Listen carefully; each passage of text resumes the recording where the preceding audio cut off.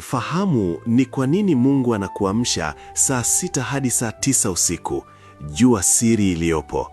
Karibu sana upokee mwanga wa kiroho, tafsiri za ndoto na maombi pamoja na Prophetic Galila. Watu wengi huamka kati ya saa 6 hadi saa 9 usiku bila sababu. Hii si ajali kila wakati. Mara nyingi ni muda wa kiroho ambapo mambo mazito hutokea rohoni. Moja, ni muda wa maombi na mawasiliano ya rohoni.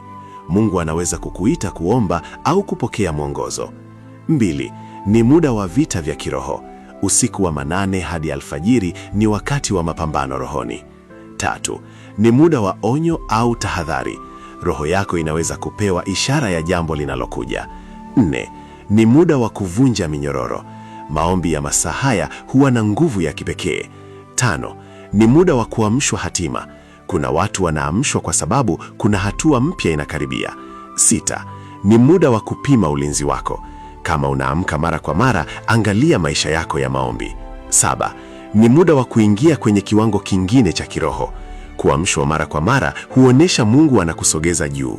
Maombi. Bwana Yesu, kama unaniamsha kwa kusudi, nionyeshe na uniongoze. Kama ni vita, nipatie ushindi. Nifunike kwa damu yako na niongoze katika mapenzi yako. Amen. Unahitaji tafsiri ya